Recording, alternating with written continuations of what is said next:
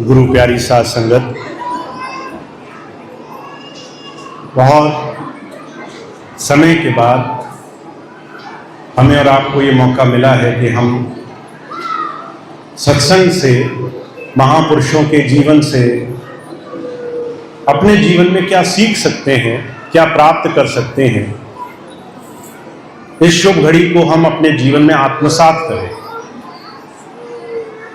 सत्संग का अर्थ सिर्फ इतना है कि आप जो भी महापुरुषों ने पाया उस दृष्टिकोण, उस नजरिए को जीवन में धारण कर रहे हो, उससे कुछ सीख रहे हो या नहीं सीख रहे।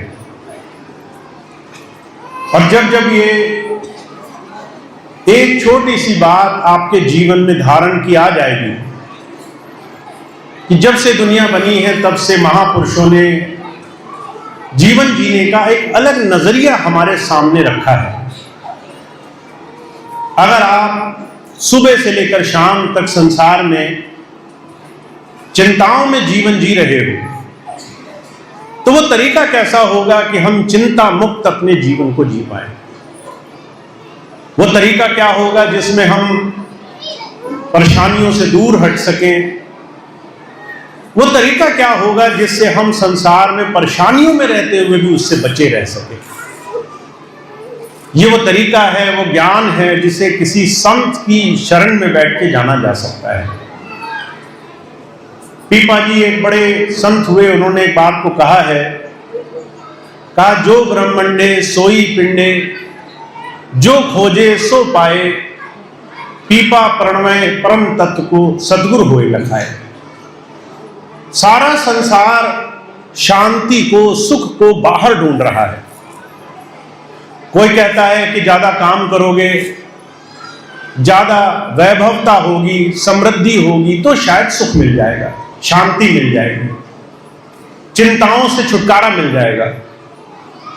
पर पीपा जी महाराज कहते हैं यह संसार बाहर से अंदर की तरफ नहीं है। बाहर का सुख तुम्हें अंदर नहीं ले जाएगा। तुम्हारे अंदर सारे जीवन में जीवन को सार्थक करने की कुंजी उस परमात्मा ने छुपा रखी है। अगर तुम सुख चाहते हो तो वो बाहर नहीं, तुम्हारे अंदर से शुरू होना है। तुम शांति चाहते हो, तुम समृद्धि चाहते हो, तुम चाहते हो जीवन में ठहराव हो, चिंता मुक्त जीवन हो, तो वो बाहर से नहीं शुरू होगा। बाहर जितना तलाश करोगे तुम भ्रम में रहोगे। तुम्हारे जीवन में जो भी बाहर है उसकी जो कुंजी है, उसकी जो शुरुआत है वो इस पिंड के अंदर है, शरीर के अंदर है। और अगर आपको ये जीवन में भेद समझ में आ जाए कि परमात्मा ने जो कुछ भी आप पाना चाहते हो उसके लिए आपको उसका एक छोटा स्वरूप ये शरीर के रूप में दिया है, इस शरीर से शुरुआत करो तो आपको आश्चर्य होगा कि आप अपने जीवन में कुछ चीजें तन करके, कुछ चीजें मन करके, कुछ चीजें बुद्धि विचार करके जीवन में सारी चीजों का इलाज पा सकते हो। बहुत सी चीजें तो शारीरिक रूप में कैसे जीना है इससे आ जाएंगी। तुम्हारे शरीर के रोग, स्वास्थ्य, तुम जीवन में कैसे अच्छे रह सकते हो, ज्यादा जीवन कैसे अच्छा गुजार सकते हो, ये शारीरिक कुछ चीजों का इधर उधर बदलाव करके आ जाएंगी।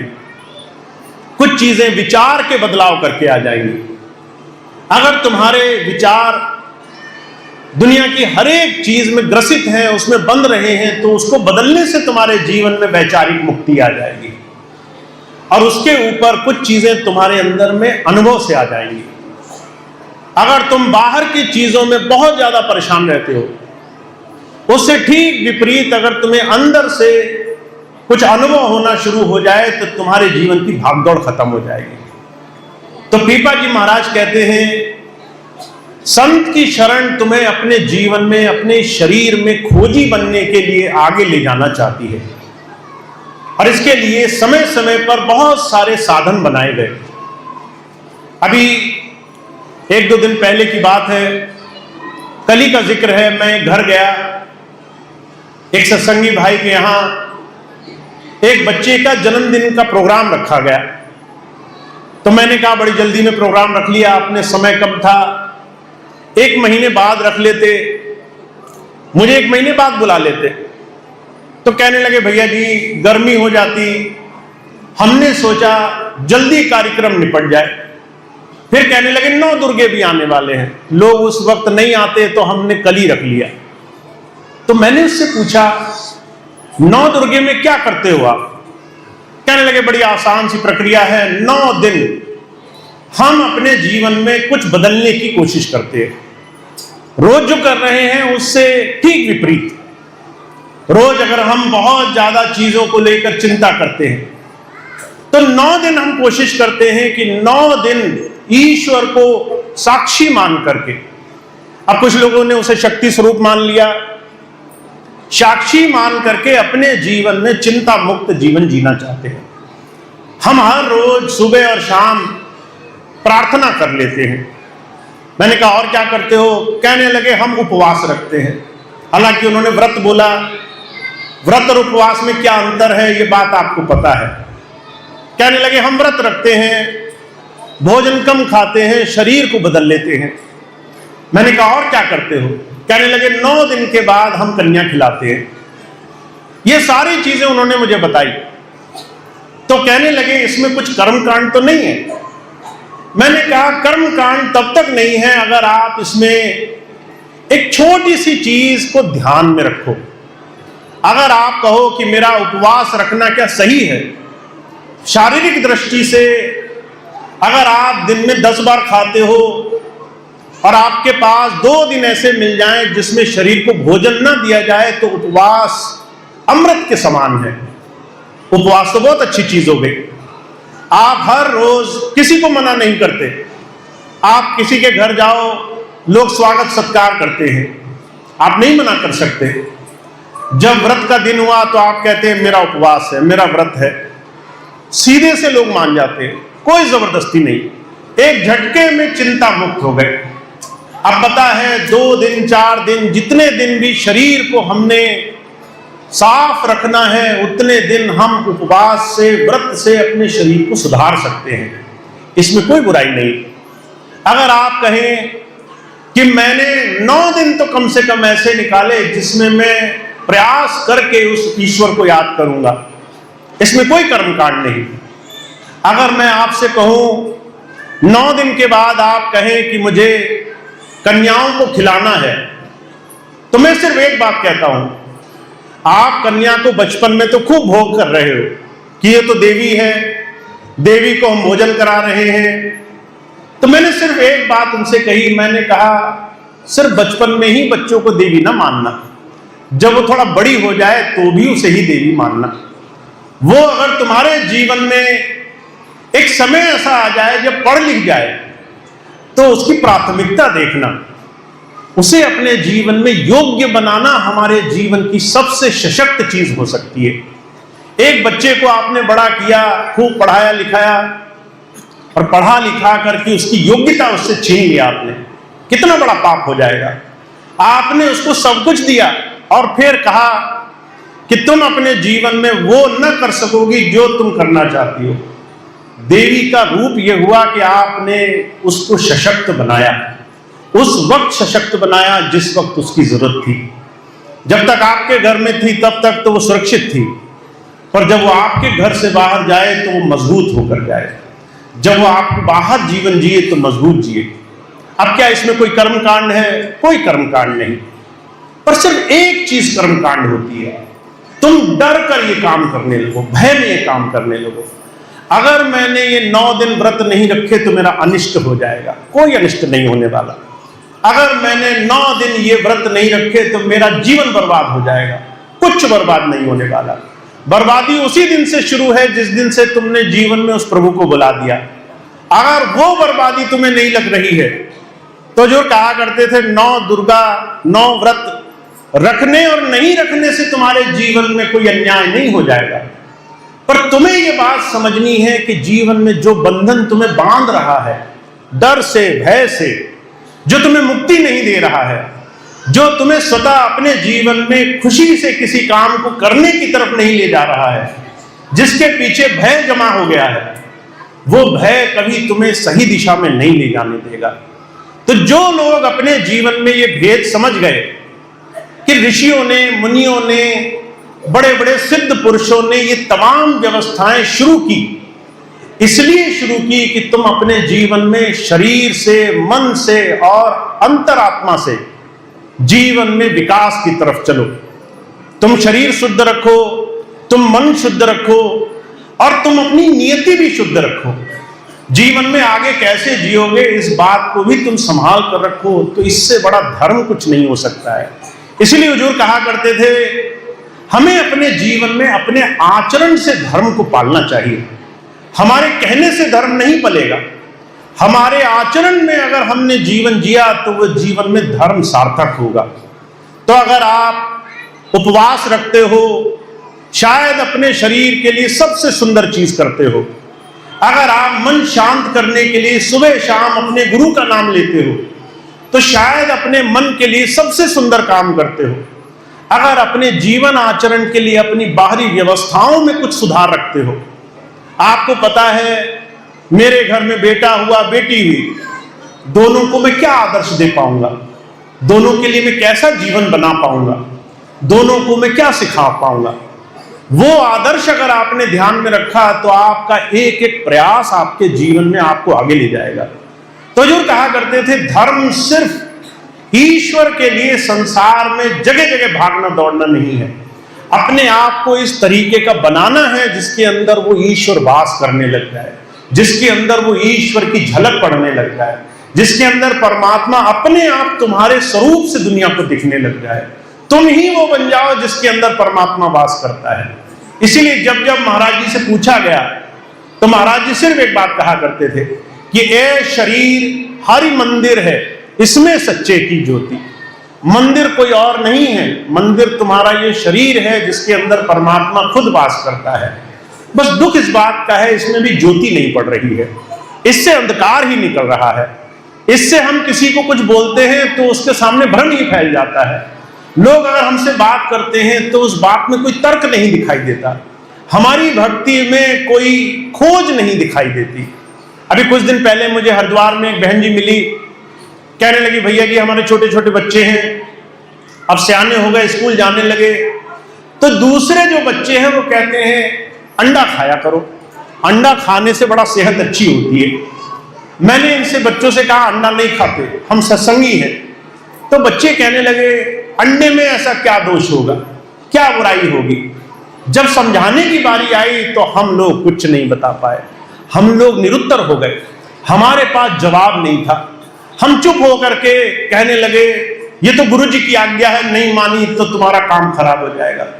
मैंने कहा जब तुमने ऐसा बोला कि गुरु जी की आज्ञा है, और उस बच्चे ने एक बार मन में सोचा कि गुरु जी तो बड़े निष्ठुर हैं, बड़े गंदे हैं, अच्छी चीज खाने से मना कर रहे हैं, तो वो तुम्हारे गुरु जी को प्रेम करेगा या तुमसे नफरत करेगा। तुम्हें ये समझाना जरूरी था कि कोई चीज क्यों नहीं करनी है, समझाने से पहले समझना जरूरी था कि वो चीज क्यों नहीं करनी है।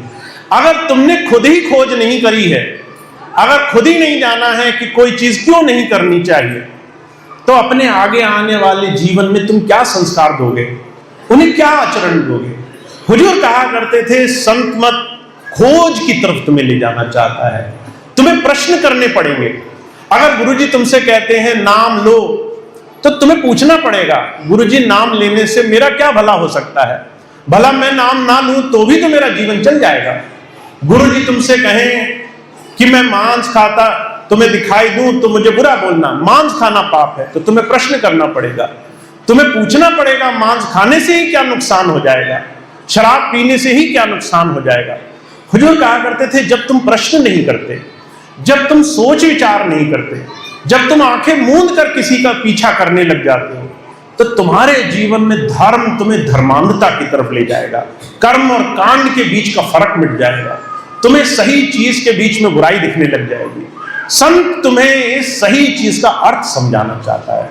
तुम्हारे जीवन में कोई चीज तब तक बुरी नहीं जब तक तुमने उस चीज का ज्ञान पा लिया है, समझ करके किसी चीज को कर लिया है। और बिना समझे किसी के पीछे भागने लगे, बिना समझे किसी चीज को करने लगे, कभी प्रश्न नहीं किया, तो तुम्हारी वो लाख कोशिश तुम्हारे काम नहीं आएंगी।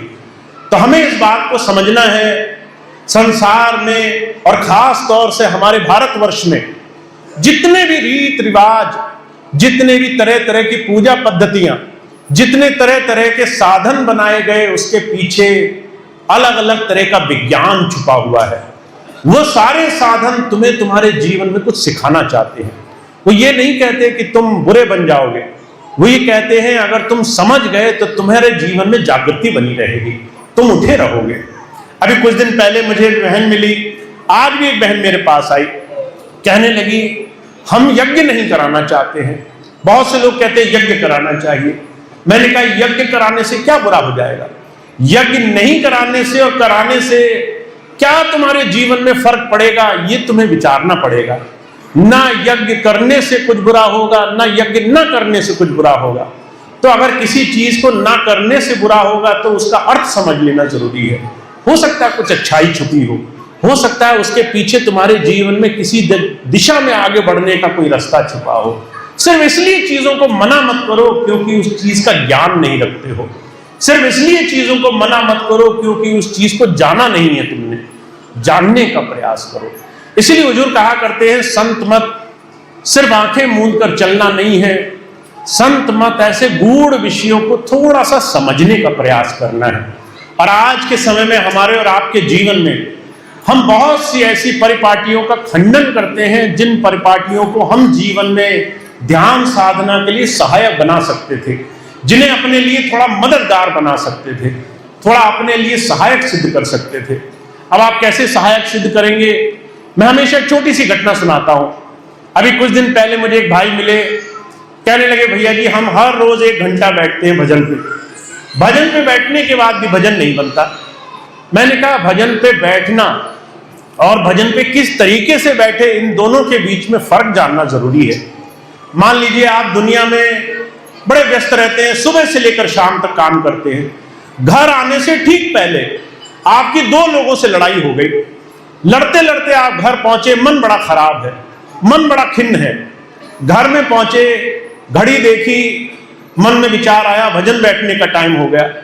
अब आप 2 मिनट के अंदर आंखें मूंद करके बैठ गए, क्योंकि नियम है, क्योंकि हमने एक रिवाज बना रखा है, इतने बजे से इतने बजे तक बैठना ही है। पर मन से तो हम उसी लड़ाइयों में जूझे हुए हैं जो अभी करके आए हैं, अभी अभी उन लड़ाइयों में उलझे हुए हैं। पूरा समय लड़ाइयों के बारे में सोचते रहे, जब आंखें खोली तो सोचा भजन तो कर लिया, नियम पूरा कर लिया, और उसके बाद आपके मन में हो कि बैठे तो भी कुछ लाभ तो हुआ नहीं। अब आप विचार कीजिए इसमें भजन का दोष है या फिर आपने सही तरीके से उस चीज के भेद को नहीं समझा। अगर आप वही भजन किसी ऐसे समय करते जहां 2 लोग गुरु प्रेम की बात करके आपको अंदर से गुरु प्रेम की तरफ लालायित कर चुके होते, कभी ऐसे समय करते जहां सत्संग के बाद आपके मन में उस दर्शनों की चाह होती, कभी ऐसे समय भजन पर बैठे होते जब आपके खुद में अंदर इच्छा होती एक बार मुझे अपने ईश्वर के दर्शन हो जाए। हुजूर कहा करते थे समय वही है, जगह वही है, प्रयास वही है, बस आपने किसी चीज को करने का कारण बदला हुआ है। एक जगह भाव उससे जुड़ने का है, एक जगह भाव दुनिया के तमाम चीजों से तंग होने का है। तो आपको सिर्फ इतनी बात समझनी है, संसार में भक्ति बिल्कुल मुश्किल काम नहीं है, और उस भक्ति को करने के तरीके को आपको आसान बनाना पड़ेगा, आपको अपने जीवन को आसान बनाना पड़ेगा। जितने जीवन में हमने अलग अलग तरह के बंधन बांध रखे हैं उन बंधनों को छोड़ना पड़ेगा। जितनी जगह हमने जगह जगह अलग जगह अपने आप को जोड़ रखा है उस जुड़ाव को थोड़ा सा हल्का करना पड़ेगा। अर्जुन कहा करते थे हर एक इंसान की व्याधियां, हर एक इंसान के बंधन, हर एक इंसान की जटिलताएं अलग होती हैं। तो आपको अपने आप को खोजना जरूरी है, चिंतन मनन करना जरूरी है, अपने आप को थोड़ी देर देखना जरूरी है कि आप कैसे अपने गुरु जी से जुड़ पाओगे। एक आखिरी बात कह के मैं अपनी बात समाप्त करूंगा। अभी कल मुझे एक भाई मिले, कहने लगे भैया जी हम भजन पे बैठते हैं तो तरह तरह के विचार मन में आने लग जाते हैं, वो विचार ना आया करे। मैंने कहा वो विचार आते नहीं है, वो विचार दिखाई देते हैं, दोनों में फर्क है। विचार आना तब हुआ जब तुमने पहली बार उस विचार के बारे में सोचा होगा। विचार दिखने का मतलब यह हुआ कि वो अंदर भरे पड़े थे, तुम मौन में शांति में बैठे तुमने थोड़ी देर फुर्सत के क्षण निकाले और तुम्हारे अंदर जो था वो निकलकर सामने आना शुरू हो गया। तुम घर में गए, तुमने घर में आज तक सफाई नहीं करी, अचानक एक दिन मन हुआ कि आज सफाई करें, तुमने कमरा खोला तो तुम्हें धूल मट्टी दिखाई देनी शुरू हो गई। ऐसा नहीं है कि उसी दिन धूल मट्टी किसी ने भरी अंदर, वो थी, तुमने आज उस दरवाजे को खोला है, तुमने आज उस दरवाजे को खोलकर देखना शुरू किया है। विचार बाहर से नहीं आते, बुराइयां बाहर से नहीं आती, जो धीरे धीरे हमने भरी हैं वो हमारे अंदर छुपी रह जाती है। जब आप भजन पर बैठोगे तो आपको अपनी व्याधियां दिखाई देंगी, कहां फंस गए हो ये दिखाई देना शुरू हो जाएगा, उसको निकालना जरूरी है। तो जो कहा करते थे, सबसे सुंदर एक व्यवस्था है कि जब भी तुम्हें भजन करने का मन करे, तुम टाइम मत देखना, ये मत सोचना कि 1 घंटा बैठना जरूरी है। तुम्हारे पास 5 मिनट हो उतना ही काफी है, तुम्हारे पास 10 मिनट हो उतना ही काफी है। और सबसे पहले जा करके आंखें बंद करके कहीं शांति से बैठ जाना। सबसे पहले जो अंदर हो रहा है वो सामने आना जरूरी है। बहुत सी चीजें आएंगी जिसकी तुमने कल्पना नहीं की होगी, कभी चिंताएं, कभी डर, कभी घबराहट, कभी तरह तरह की चीजें, उनको निकल जाने देना। धीरे धीरे जब वो तुम्हारा पीछा छोड़ेंगी तब तुम गुरुजी के नाम लेने के लिए तैयार होगे, तब तुम गुरुजी से गुरु मांगने के लिए तैयार होगे। जब तक मन का ये बोझ नहीं उतरेगा तब तक तुम गुरु से गुरु को भी नहीं मांग पाओगे, तब तक तुम गुरुजी से याद के लिए 2 पल उनकी तरफ जोड़ नहीं पाओगे। तो थोड़ा सा अभ्यास जरूरी है।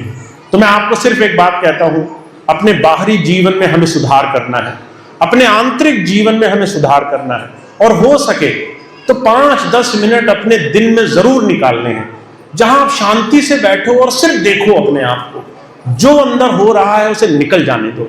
धीरे धीरे आप उस स्थिति में आ जाओगे जहां आपको बाहर और अंदर का भेद दिखाई देगा, जहां आपको गुरु के दर्शनों की चाह बनने लग जाएगी। वो चाह ही है जो आपको आपके गुरु से जोड़ने का काम करेगी।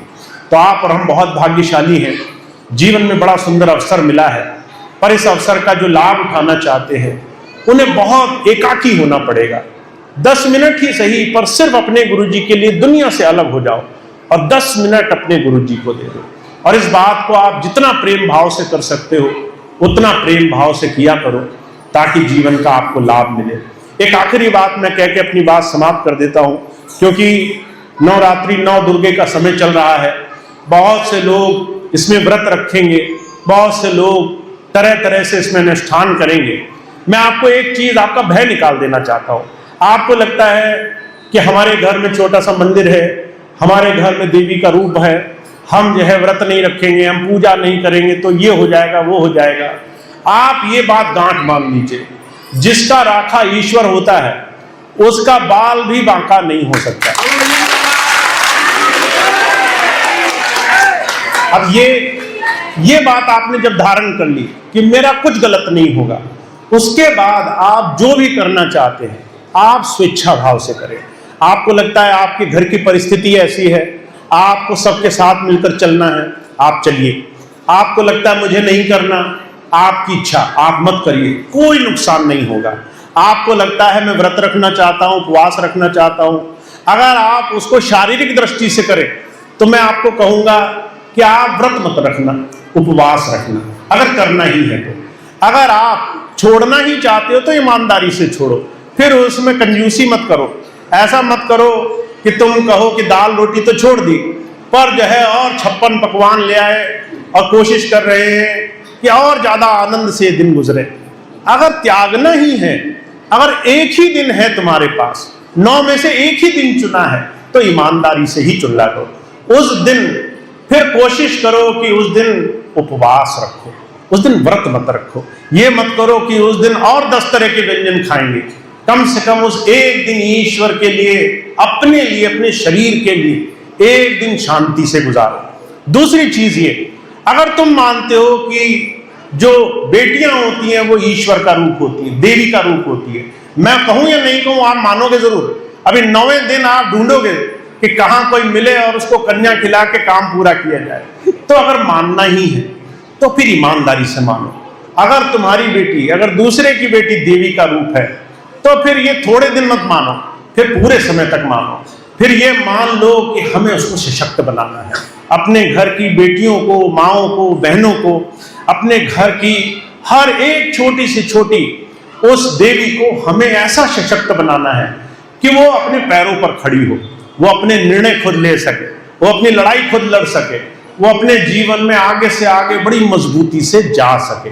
अब उसमें आप बेईमानी करोगे तो आज चाहे 10 कन्या खिलाओ, 10 देवी खिलाओ, देवी प्रसन्न नहीं होगी। और जिस दिन तुम बेईमानी करोगे उसी दिन घाटा होगा, उसी दिन तुम्हारा नुकसान होगा। तो कम से कम जो गुरु पथ पर चल रहे हैं उन्हें इस छोटी सी छोटी चीज के सार तत्व को पकड़ना है, छोटी सी छोटी चीज के भेद को पकड़ना है। तो मैं आपसे यही कहता हूं कि कम से कम हम सब में जो गुरु जी को प्रेम करते हैं उनके अंदर एक भाव होना चाहिए कि अगर हम बेटियों को देवी का रूप मान रहे हैं तो हम उनको सशक्त बनाएंगे, पढ़ने लिखने पर जोर रखेंगे, उनको खूब योग्य बनाएंगे, उनको खूब आगे बढ़ाएंगे और उनको इस योग्य बनाएंगे कि वो अकेले ही बड़े बड़े काम कर सकें, वो अकेले ही बड़े बड़े संग्राम अपने बल पर हल कर सकें। तो ऐसा हमने बनाना है ताकि हम सही मायनों में इन पर्वों का सही स्वरूप अपने जीवन में धारण कर सकें। तो आप अगर इस पर्व को मना रहे हैं, कोई इसकी चिंता मत करें, बस आप ये चीज ध्यान रखें, उसके मर्म को भी पकड़ लें, उसके सार तत्व को भी पकड़ लें कि आप अच्छे से ही करेंगे। अगर करेंगे तो आप अपने ईश्वर को साक्षी ही मानकर करेंगे। अगर 9 दिन दे दिए अपने मालिक को तो फिर ईमानदारी से ही देंगे, फिर कुछ पाप कम करेंगे, फिर कुछ बुराई कम करेंगे, फिर कुछ गाली गलौज कम करेंगे, फिर कुछ एक दूसरे की बुराई कम सोचेंगे। और आप जिस दिन ये संकल्प ले लोगे, मुझे पूरा विश्वास है आप 1000 लोगों से बहुत बेहतर हो जाओगे। संसार में, समाज में हजारों लोग होंगे, हजारों लोग होंगे जो प्रयास करेंगे जीवन में ये करो वो करो, आप ये छोटा सा काम करके उनसे बहुत बेहतर हो जाओगे। तो सिर्फ इतनी बात मेरी आपके लिए है कि जब हम गुरुपथ पर चल ही पड़े हैं तो कुछ अच्छा ही करें, जीवन में कुछ अच्छे ही बनकर दिखाएं, जिससे वो ईश्वर राजी हो हमसे, वो प्रभु हमसे राजी हो, वो हमारी हर एक चीज पूरी करने के लिए तैयार हो। तो इतनी बात कह के मैं अपनी बात समाप्त करूंगा। आज का सत्संग कार्यक्रम समाप्त होगा। एक छोटी सी बात मुझे और कहनी है, हालांकि बातें तो बहुत सारी हैं। आप बहुत से भाई बहन ऐसे हैं जो थोड़ा सा कुछ चीजों का अगर ध्यान दें तो आपके जीवन में आपके बहुत सारे काम आसान हो जाएंगे। अभी पिछले बहुत दिनों से मैं देख रहा हूं, हमारी बहुत सी माताएं, बहनें, भाई मेरे पास आते हैं। जब वो मेरे पास आते हैं तो अगर 10 लोग आए तो 9 लोग ऐसे होते हैं जो शरीर की बीमारी से ग्रसित होते हैं। मैं कई चीजें बताता हूं जिसको आप अपने जीवन में ले आएं, जिससे आप अपने जीवन को ठीक रखें। अभी पिछले दिनों बहुत से लोग ऐसे आ रहे हैं जो शरीर के दर्द से बहुत परेशान हैं। कोई भाई बहन आए कि मेरे पूरे पैर में पूरे 24 घंटे दर्द रहता है, सर में दर्द रहता है, मेरी पीठ में दर्द रहता है, मेरे और तरह तरह के कष्ट बने हुए हैं। सिर्फ दर्द की बात कर रहा हूं अभी मैं। आप सभी माताएं बहनें अगर एक छोटी सी बात का ध्यान रखें, आपकी जो रसोई है, रसोई, भारत की रसोई दुनिया की सबसे अद्भुत रसोई है। देखिए मैं बाहर विदेश भी जाता हूं, आप जब बाहर विदेश जाएंगे तो जो आपके घर में औषधियां हैं बाहर नहीं मिलेंगी आपको चमत्कार है कि आपको परमात्मा ने इतना सब कुछ दिया है। आप अपने घर में जाएंगे, आपके घर में अजवाइन है, सौंफ है, जीरा है, आपके घर में मेथी दाना है, अदरक है। बाहर जाके देखिए आप विदेश में कुछ नहीं है, सिर्फ नमक से खाना खा रहे हैं, सिर्फ नमक से रोटी खा रहे हैं, कुछ नहीं है उनके पास। अब आपके घर में भगवान ने, ईश्वर ने औषधि वो आपके रसोइयों में दे रखी है। मैं कई बार लोगों को देखता हूं, अगर आपके घर में मेथी दाना हो, आपके घर में जीरा हो, अजवाइन हो, सौंफ हो, अदरक हो, आंवला हो, ये 5-6 चीजें आपके घर में हो और फिर आप परेशान रहे कि हमें तो दर्द हो रहा है, तो मुझे बड़ी हंसी आती है कि बताइए ये तो ऐसे ही हो गया कि चिराग तले अंधेरा, घर में सब कुछ मौजूद है और हम डॉक्टरों की ही दवाई खाएंगे, हमें डॉक्टर ही जिंदा करेंगे वरना हम जिंदा लायक नहीं है। तो आप छोटी सी चीज समझ ले तो आपका बड़ा उपकार हो जाएगा। अगर ये 5-6 चीजें जो मैंने बोली, अगर आप इसको पानी में थोड़ा सा गर्म करें, आधा पानी रह जाए, रोज पीने लगे तो आपके 80% दर्द शरीर के ऐसे ही ठीक हो जाएंगे। अगर आपको बिना पैसे ये काम होता हो, अगर आपकी बीमारियां, अगर आपका दर्द सिर्फ ये छोटा सा काढ़ा बनाकर पीने से ठीक होता हो, तो बताइए ये ईश्वर की कृपा है कि नहीं है। अब आप कहें कि हम खुद कर भी नहीं सकते हैं, कोई बनाए और पिलाए हमें, तो ये तो बड़ा आलसी काम हो गया। अब इस आलस के लिए तो कोई दवा नहीं है। तो आप, अगर आपके पास इतना सब मौजूद है, तो आप अपना ध्यान खुद रखिए। और मैं माताओं बहनों को विशेष तरह से कहना चाहता हूं, आपके पास ईश्वर की बहुत कृपा है। आप रसोई की मालकिन हैं। रसोई में भगवान ने, धन्वंतरी ने आपको इतनी सारी चीजें दी हैं, आप बस समझिए उसे। ये सिर्फ स्वाद के लिए नहीं है। ऐसा नहीं है कि खाना बहुत स्वाद बना दिया, पर जब दर्द होने की बारी आई तो सिर्फ डॉक्टर दिखाई दे रहा है, हम सिर्फ गोली ही खा के बचेंगे। तो ये हमारे मन की व्यवस्था हमें बदलनी है। हम सब लोग खुद स्वस्थ होंगे, और खुद स्वस्थ होने के दो तरीके मैं आपको बता रहा हूं। पहली चीज ये, अपनी औषधियों को समझ जाइए। तो बहुत से लोग इस चीज को अगर नहीं समझते हैं, तो एक छोटी सी पुस्तक एक हमारी बहन ने बनाई है, वो यहाँ पर मिलती है, जीवन अमृत नाम से। बहुत पतली सी पुस्तक है, उसको ले जाइए और रट लीजिए। उसके 15-20 पन्ने हैं, ज्यादा देर नहीं लगेगी, आप 2-4 बार पढ़ेंगे आपको रट जाएगी। उसके बाद वो सारी चीजें आप घर में ही ठीक कर सकते हैं अपनी। दूसरी चीज, आप आहार को समझ लीजिए। आहार आपके जीवन में, आपके शरीर को चलाने के लिए है। तो जितनी जरूरत हो, अगर उससे कम खाओगे स्वस्थ रहोगे, जरूरत से ज्यादा खाओगे बीमार रहोगे। सीधी सी कुंजी रट लो।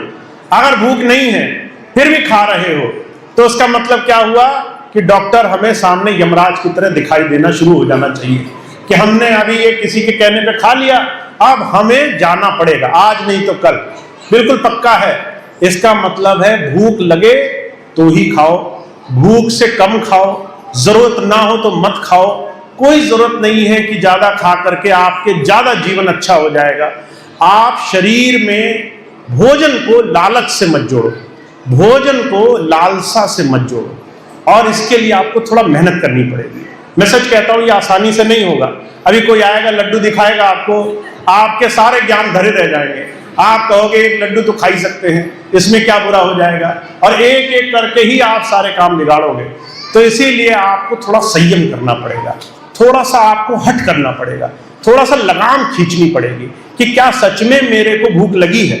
लगी है तो आप उस ईश्वर का दिया जो भी प्रसाद मिले खाओ, पर अगर नहीं लगी है तो जबरदस्ती किसी के यहां मेहमान मत बनो, जबरदस्ती किसी का भोग मत पको, क्योंकि जरा सा भी अतिरिक्त किया तो फिर आप दवाइयों के चक्कर में पड़े रहोगे, गुरुजी की भक्ति तो बहुत दूर हो जाएगी।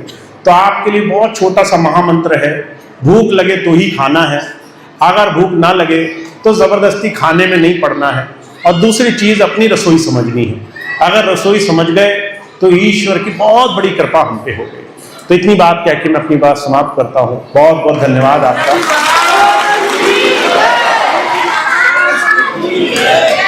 अब आज का कार्यक्रम समाप्त होगा, एक प्रार्थना होगी, उसके बाद आज का कार्यक्रम समाप्त होगा। मैं बस छोटी सी चीज बता दूं आपको। अभी जो भाई बहन मुझसे मिल चुके हैं, वो भाई बहन पहले दूसरे भाई बहनों को अवसर देंगे जो नहीं मिले, क्योंकि मुझे भी बहुत जल्दी जाना है। आज थोड़ा दूर का सफर है, कल सुबह सुबह मुझे कुछ दिनों के लिए देश से बाहर जाना है, और अगले महीने के पहली भी तो बरेली के सत्संग से पहले मैं आ जाऊंगा। तो आप आराम से अगले महीने मुझे दोबारा मिल लेंगे, इसलिए कोई भागा दौड़ी हड़बड़ी की जरूरत नहीं है।